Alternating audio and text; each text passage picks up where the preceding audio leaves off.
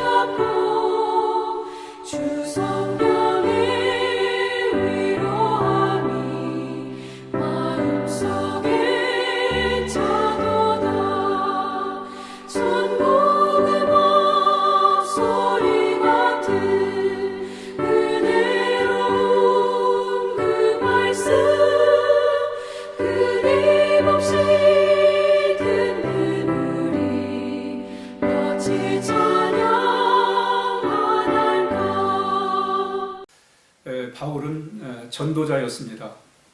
참 각처를 다니면서 자신이 만났던 예수님을 가서 전했습니다. 열심히 전했습니다. 참 뜨거운 열정을 가지고 가는 곳마다 예수님을 전했습니다. 그는 전도를 한 것입니다. 이 전도란 뭐냐? 예수님을 소개한 거예요. 자신이 만난 예수님을 소개했습니다. 그런데 바울이 소개한 예수님은 십자가에 못 박힌 예수님이었습니다. 오늘 본문에 보면 우리는 십자가에 못 박힌 그리스도를 전한다 그랬습니다. 십자가에 못 박힌 예수님을 전한 거예요.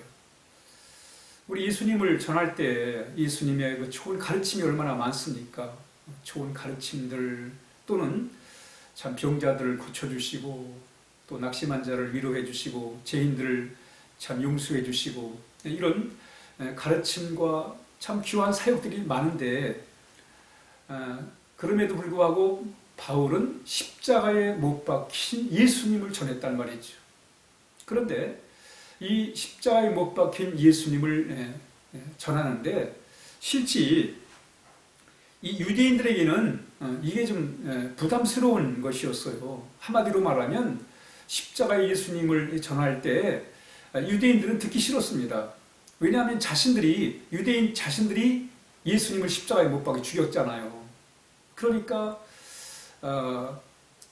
그 자체가 그들에겐 꺼리끼는 것이었어요. 예수님이 십자가에 못 박아 죽었다? 자신의 조상들이 그 일을 했잖아요. 그러니까 유대인들에게는 그게 참 부담스러운, 꺼리끼는, 듣기 싫은 그런 메시지였다는 겁니다. 또 이 헬라인들에게는 정말 예수님의 그 고상한 말씀이나 또는 지혜나 철학이 오히려 그들한테는 좀 이렇게 듣기가 쉬울 텐데 십자가에 그 못 박히신 예수님을 전하니까 그들에게 수준에 맞지 않은 거예요. 또 이방인들에 대해서는 이 십자가에 못 박힌 예수님을 전할 때 이들은 그게 미련한 거라고 생각을 했단 말이죠. 도대체 십자가에 못 박힌 예수님과 우리가 무슨 상관이 있느냐라고 이렇게 생각을 했다는 것입니다. 그러니까 당시에 바울이 전했던, 바울이 소개했던 예수님, 그 메시지는 유대인들에게는 좀 부담스러운 것이었고 헬라인이나 이방인들에게는 좀 미련한, 참 받기 곤란한, 믿기 어려운 그런 메시지였음을 이 본문에서 말씀하고 있습니다. 그럼 바울은 왜 참 그 믿기 어려운, 좀 쉬운, 아니면 좀 그가 그동안 알아왔던 고상한 철학이나 이런 방법을 가지고 사람들에게 복음을 전하지 않고 왜 십자가에 못 박힌 예수님만을 전하려고 했는가?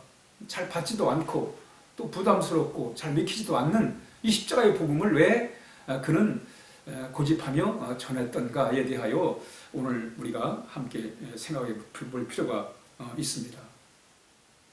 사실은 바울은 한번 제2차 그 선교 여행을 하면서 그리스 아테네에서, 철학의 도시 그리스 아테네에서 한번 그렇게 해봤어요. 정말 자신의 그동안 배웠던 지식과 고상한 철학을 바탕으로 해가지고 참 솜씨 있는 말솜씨 가지고 그래서 화려한 언변을 바탕으로 해가지고 전해봤습니다. 그런데 별 반응이 없었어요. 별 효과가 없었습니다. 그리고 그는 아테네를 떠나서 고린도에 오게 된 것입니다. 그러니까 바울은 이 십자가의 그 예수님을 전할 때 잘 받지 못할 거라는 걸 알았어요. 그러면서 또 하나를 알았습니다. 그게 뭐냐면 아무리 참 유대인들이 받기 좋게, 헬라인들이 받기 좋게, 이방인들이 받기 좋게 아무리 해도 실제 그것은 하나님의 역사가 나타날 수 없었다는 것을 말씀하고 있습니다.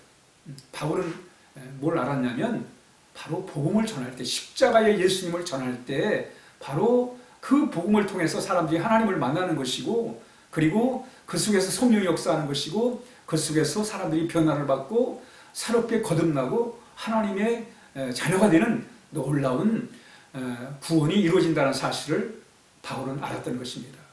그래서 유대인들이 듣기 좋은, 헬라인들이 듣기 좋은, 이방인들이 듣기 좋은 말을 전한 게 아니라, 언변을 한 게 아니라 바로 이 생명의 복음, 십자가의 복음을 담대하게 전했던 것입니다. 그렇습니다, 여러분.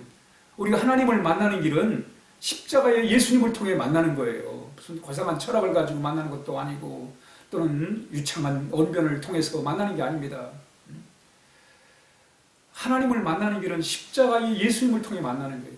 그 속에서 하나님의 크신 사랑을 우리가 경험하고, 주님이 우리 죄 때문에 십자가에 죽으신 그 놀라운 그 희생을 통하여 거기서 우리가 바로 죄를 용서받고, 거기서 우리의 삶의 주인을 바꾸고, 거기서 하나님을 바로 우리의 삶의 구주로 영접하는 그런 놀라운 하나님의 자녀가 되는 역사가 나타나는 것입니다. 그러므로 복음이 아니고는 우리는 하나님을 참으로 만날 수 없습니다. 물론 우리가 어떤 종교인들은 될 수가 있습니다. 그렇지만 진정한 하나님의 자녀는 바로 십자가의 복음 아니면 안 된다는 거예요.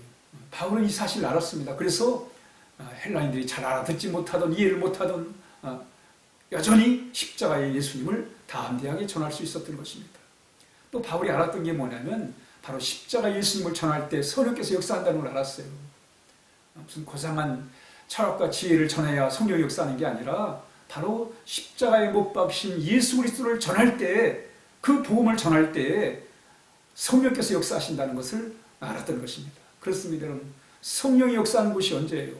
복음입니다. 진리의 복음이 선포될 때 성령께서 역사하시고, 바로 그 역사를 통해서 우리의 삶이 새롭게 변화될 뿐만 아니라 만 백성이 구원의 길을 갈 수 있는 놀라운 역사가 임한다는 사실을 오늘 우리에게 가르쳐주고 있습니다.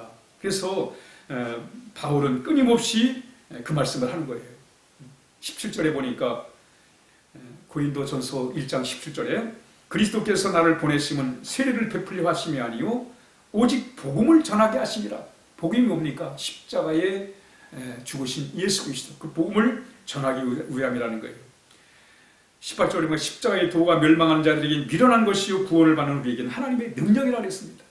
그래서 바울은 주의 장차 십자가에 못 박힌 예수님을 전함으로 말미암아 거기서 성령의 역사를 통하여 하나님을 만나고 하나님을 통해서 새롭게 변화되어 가지고 하나님의 자녀가 되는 놀라운 구원의 역사가 임하게 되셨던 것입니다.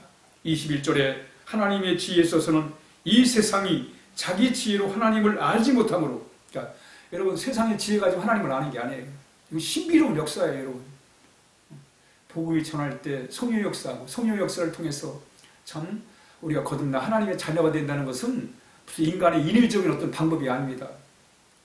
인간의 어떤 의도적인 의해서 이루어지는 것이 아니라 성령의 강력하신 역사하심을 통해서 사람들이 거듭나고 하나님의 자녀가 되는 것입니다. 그러므로 세상의 지혜는 하나님을 알지 못함으로 하나님께서 전도에 미련한 것으로 믿는 자들을 구원하신다고.